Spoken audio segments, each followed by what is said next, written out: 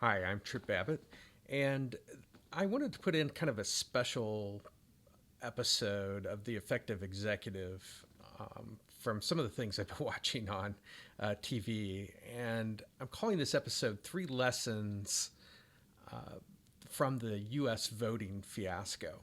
And I think these are things that all executives can use in their organization or think about with regards to their organization. And so the three things are we'll start with the first one, which is large scale change or changes create havoc in your system. So anytime you have a new software, new products, new services, you're going to have problems. You never want to be the first person out to buy the new thing. Uh, Often because there's problems associated with it, and most of those people usually know that they're going to be getting problems and unintended consequences of things. So when in the voting fiasco that we have going on now, you had a very small scale of absentee ballots, and now we have a very large scale. Now, a lot of this is driven by COVID and so forth. And I'm not trying to make a political statement here. What I'm trying to do is break apart some of the things that are just reality. And that is new products, new services, new software, new anything are going to have problems that you're going to need to work through. And, you know, you need time to be able to work through some of those things. So I'm never a huge advocate of doing things on a large scale and practicing that within an organization.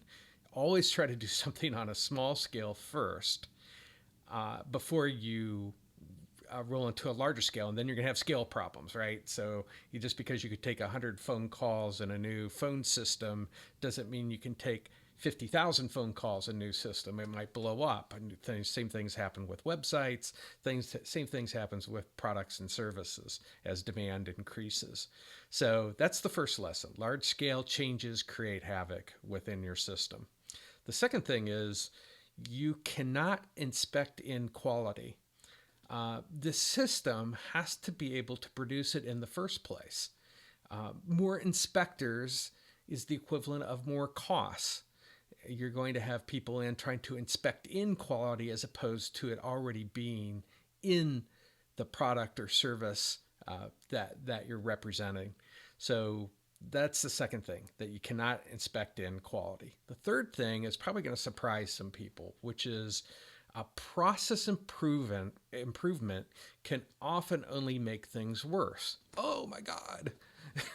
you know, so process improvement, the problem is this is doing things right. And I've talked about this in other videos that I'll put links into between um, doing things right versus doing the right things.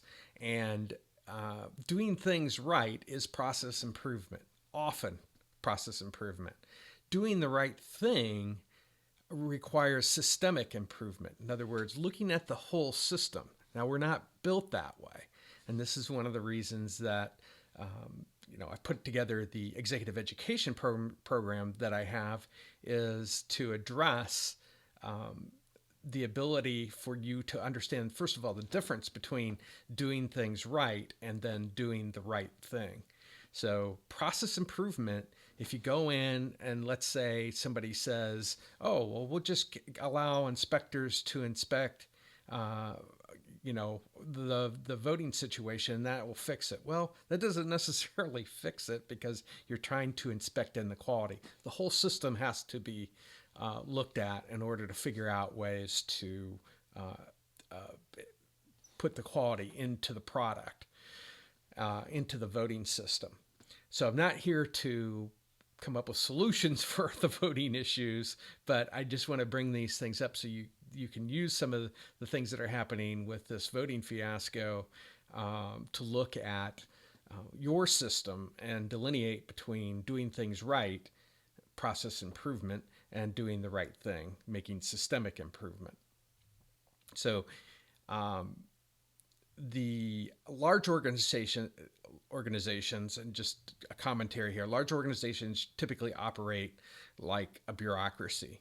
Now, there's a word that's been bantered about, at least in my consulting background, which is skeuomorphs. And these organizations develop these things over time. In other words, because we're analytical thinkers, we break things down and try and optimize the pieces, which is why process improvement is often problematic. So skeuomorphs generate from trying to fix a particular problem at a particular time.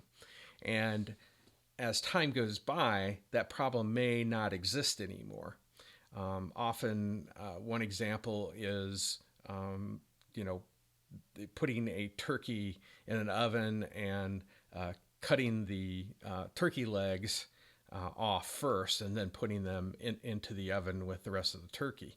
Well, that may have been passed down from generation to generation, but the reason is because the ovens back when they first started this practice were small, so they wouldn't fit with the legs sticking up. So its useful purpose has gone away, but people continue to do things as if they were operating with a small oven because they don't understand the purpose of what it was that they were doing. So these are skeuomorphs that are generated, and these bureaucracies that our large organizations become are filled with these types of things. Over and over again, I've found in organizations that they will operate based on not the knowledge that they need in order to operate within a system, but because I learned my job and I'm supposed to cut the turkey legs off without understanding the purpose of why they ever did it in the first place. So these three things, I think, are important lessons that executives can take back and look at their organization and see what they're doing. Now, I advocate first that you understand your whole system. And by virtue of doing that, then you get a broader knowledge. It's not the analytical thinking of breaking it down into the little pieces. It's understanding the whole of things. And being able to understand that whole gives you a huge advantage in making the correct improvements within your organization. Now, I have a couple different things that you can do in order to begin this process. One is I have a starter kit, which you can go to the 95method.com starter kit. Or you can go to the 95method.com/courses, which will show both the starter kit and also the paid course. Now, what these do, the starter kit will give you a sense of what I'm talking about with systemic thinking, making systemic improvements. And I look through two lenses, the customer lens and a thinking lens. And I think these will give you insight into your organization and how it's put together. How you think about things is a huge portion of making systemic improvements. So you can go there to either the starter kit, 95method.com starter kit, or 95method.com /courses. And if you go to courses, you'll see the starter kit in there.